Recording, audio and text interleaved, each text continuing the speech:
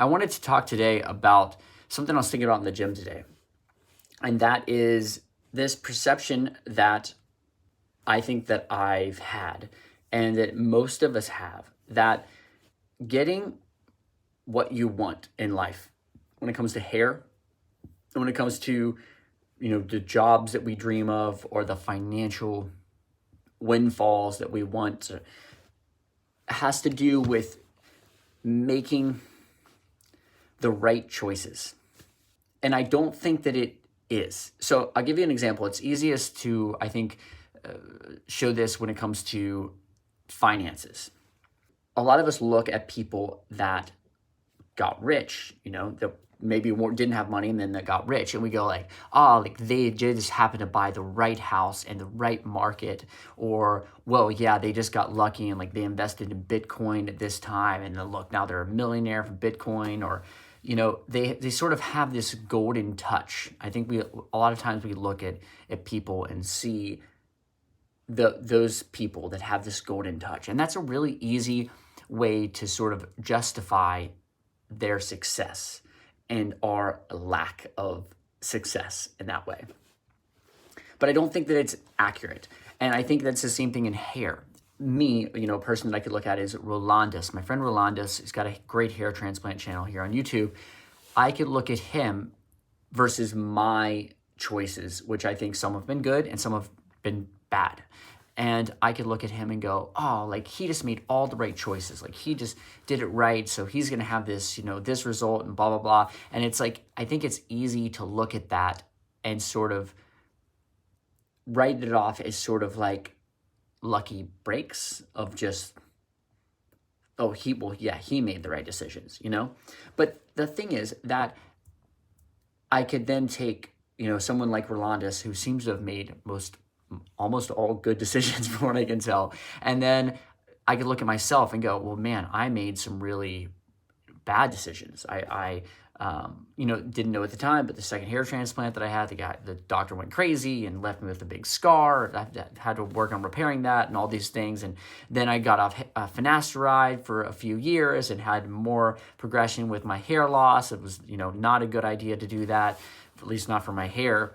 And then I could look at someone like my friend Steve Cook, who has made, a lot of at the time, maybe they weren't bad decisions, but now looking back, he got his first hair transplant back in the plug days, and actually got many hair transplants. He's had over 10 hair transplants, and he got this first with the plugs, and they were just really bad. And, Finasteride didn't even exist back when he was losing his hair, and just he hasn't had the perfect sort of progression towards getting his hair back, right?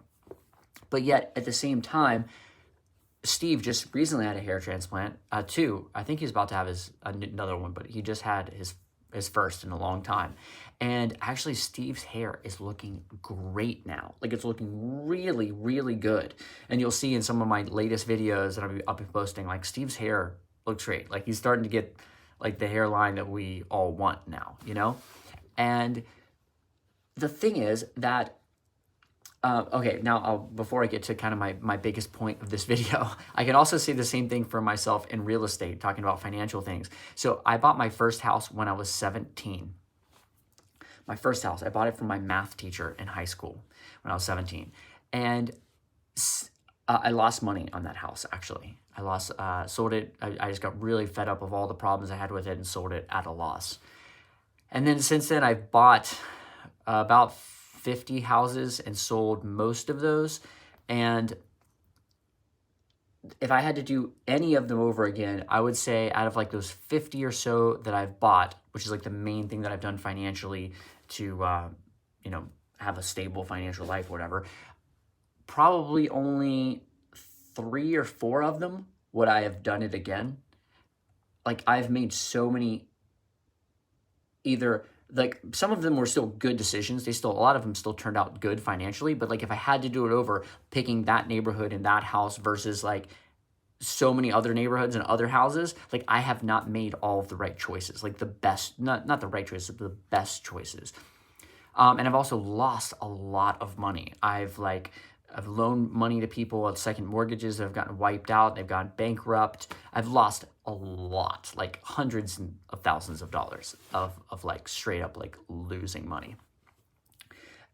But yet still, my investments over that period of time, that from when I'm 17 to now, by the time I was 30, I could retire. Like I would never needed to work ever again. Like I had plenty of money coming in consistently for the rest of my life based on my investments. So they actually, the thing that made me win financially was consistency, was actually just like continuing to go for this and continuing to learn from my decision-making process and continuing to invest and buy. And then I would have these little things that would be like, wow, okay, like those 3 or 4 properties that I said I definitely would have bought, like those out of all those different picks were huge wins, you know? And so it's the same thing, I think, for hair, that consistency is as important as making like the perfect right decision. I think a lot of us get hung up on getting like just the perfect doctor. And yes, it's great to go to a very good surgeon. You should definitely do that, you know? But one of the main questions that I get on my, I answer some questions here in a minute, guys. But one of the main questions I get on my channel is, who's the best hair transplant surgeon in the world? Like that's one of the most common questions. If you're watching this video, you probably asked me that question. Who's the best hair transplant surgeon in the world? And that question actually doesn't really matter. One, I don't think there's a way to quantify that I know of. It'd be very difficult if there was. And two, that's not what's important. That's like if you said to me, like, what is the house in Nashville that I can buy that's going to appreciate the most? I have no idea. And I'm like a Nashville real estate expert. Most people who know me would go like, that guy's like an expert, you know? He's had as much experience as anybody. And I have no idea. Like if the only thing I know is that I know that I don't know. That like most of my picks have not at all been, you know, the picks that I probably should have made if I could, you know, if I had the hindsight as 20/20 sort of abilities. So it's like asking what you need to go to a really good surgeon. But there's a lot of those, you know, not a lot, but like a decent handful. But finding the best surgeon in the world, like it's kind of the same sort of thing, you know? So go to somebody who's really good. So yeah, I wanted to also just talk about this consistency thing as being something that I think is like one of the most important principles in life. Another question. So I have abs. Here's my abs. Yeah. So I've had a 6-pack since I was like, about 14. And one of the questions that I'll get if people see me with my shirt off is, what's your diet? What's your diet? They'll ask, oh, so like, what is like the fitness regimen that you do? Do you do like CrossFit? Do you do this thing? They want to know like what the secret trick, you know, that they can pick is, the secret thing that they can pick is, that is going to give them a 6-pack too. But I've never done any of those things. Like I go to the gym about once, at least twice a week. So once every 3 days. At certain points I've gone every other day. But I like very consistently have gone since I was 14 years old to the gym at least twice a week. And so that has given, like that consistency has built up over time, that it doesn't matter, like, you know, that my diet is perfect or this keto thing or this, you know, whatever these random diets are, or that I do the latest Taibo or CrossFit or whatever sort of newest gym membership thing that there is. That doesn't matter. And I think it's the same thing in sort of like achieving any of your goals. If you can make anything consistent in your life, then eventually if you live long enough anyway, that could be the thing. If you die soon, well then, you know, it's not going to work out. But if you live long enough and you're consistent in anything, you can achieve virtually anything, you know? And yeah, I think it's the same thing also for hair, that if you're consistent with the medication that you take. Not like me. See, I wasn't consistent. Stopped taking finasteride for years. I stopped the consistent taking of the drug that, is the number one thing that helps you with hair. So if you're willing to be consistent with those things, and you do it for the long term, and you're willing, even with like hair transplants, most of the bad hair transplants that you see, it's because they sort of gave up. Like the guys that you see, randomly, and you're like, oh man, you got a hair transplant, and it's bad. It does not look good. Most of those guys, they had one hair transplant, and then they're like, oh, that wasn't the right choice. I'm done. Like, there's no consistency. So yes, they're never going to have good hair. The guys that had that one first hair transplant and like screwed it up and then go, ooh, that wasn't right. Okay, I need to do more research into this and look at what medication I can take and who's a better surgeon and all those sort of things. Those guys, and then they got that second one, is like, okay, this is a little bit better. And then they go get that third one, and then they go get that fourth one. Those are the guys that actually end up having a pretty good head of hair. They saw that there was an end goal that they had not yet met, and they were willing to continue until they met, that end goal. So cool. So that's kind of some thoughts on consistency. It's not always about making the perfect decisions. That's what we see. We see people making, ooh, they just met the right person. They did this, they did that. But we don't see people showing up every single day over and over again to go after one set goal. But that's what actually leads to achieving anything, I think.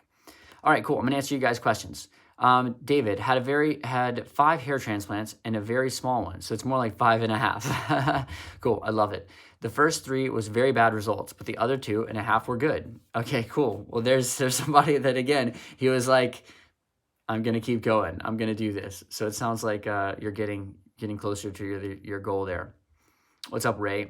And thanks, man. I love this jacket too. I bought it for like $15. It's Zara in Fukuoka, Japan. Fukuoka, Zara has great stuff. I bought a lot of cool things there. Axel says, see you buy, then sell houses, and that's the trick, man. Man, you should make more videos about making income, man. That would be great. Yeah, I guess money is not... it's definitely not one of my passions, I guess. And I'm actually totally done with real estate. Like, I'm not buying and selling. I'll probably sell some more things, but that I currently own. But I have no plans to buy more houses.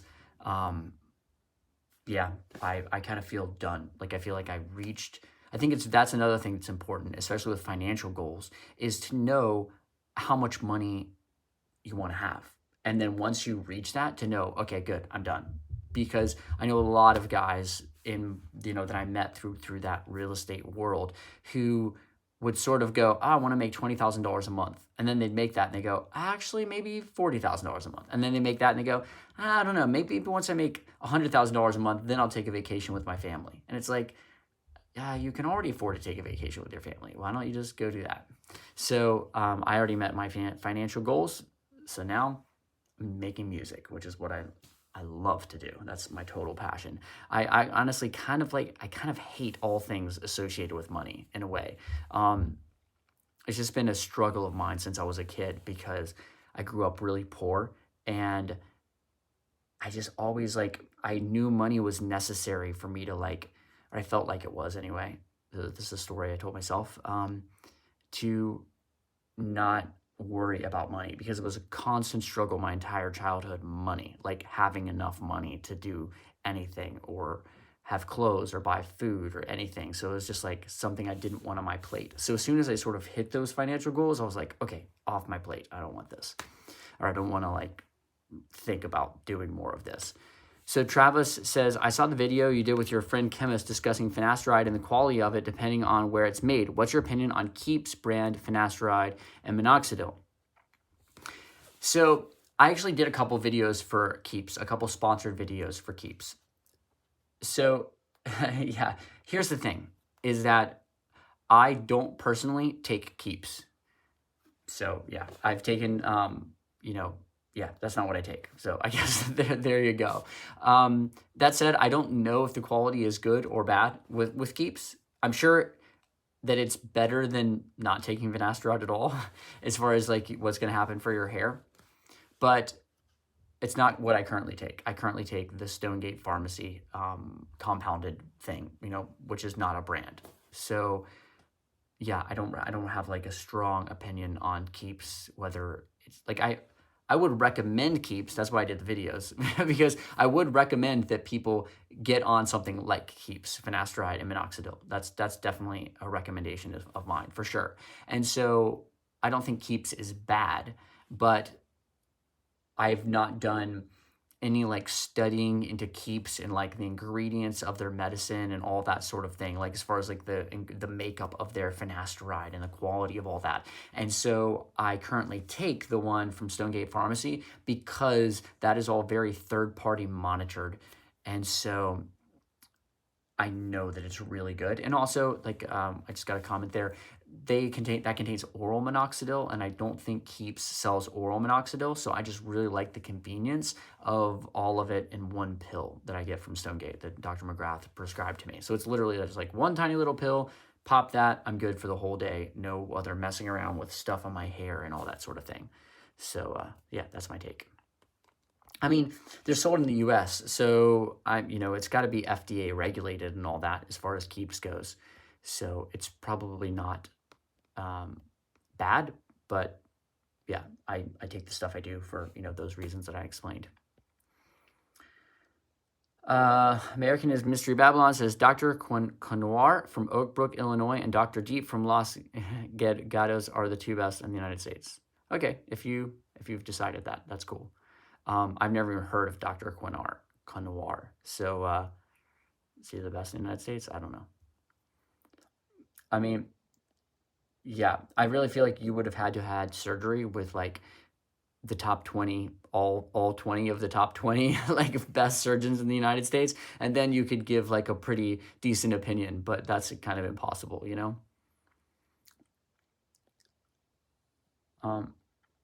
I saw the video you did with your friend Kim is discussing finasteride and the quality. Okay, sorry, that was Travis's. That shirt is killing me.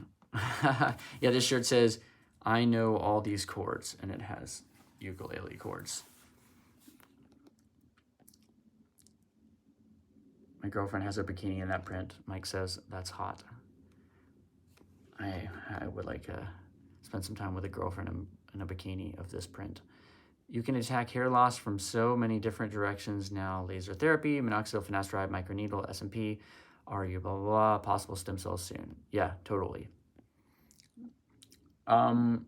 Zach says, my question is, how do you get oral minoxidil in the U.S.? So, yeah, Zach, I get it from Stonegate Pharmacy, so Dr. McGrath, he's not associated financially at all with Stonegate Pharmacy, but they compound this formula for his patients. And so if you wanted that, you could call up his office. They do like a consultation. I think it's around like $200 because they have to do a consultation in order to prescribe it because he's a doctor and all that. And then they write you the prescription and you get the, it's $100 and I just had to recharge my credit card. I think it's $120 for a 3-month supply. It's like 110 or 120. It's like the low hundreds. I think it's 110 or 120 for a 3-month supply of that pill. So if you want it, you can call up and do all of that. All right. Yeah, Stonegate Pharmacy is the name of the pharmacy. And they're actually in Austin, Texas. They're actually on the same street as Dr. McGrath's office is, that compounding pharmacy. And there's a bunch of third-party regulations that they go through, that pharmacy, which is the reason that Dr. McGrath uses them. I'm going to head out. I hope this video has been helpful for some of you guys. It's good chatting with you as always, and sending lots of love. Leave some more comments if you have more questions, and I'll just answer them through the comments. And I'll see you soon. Take care.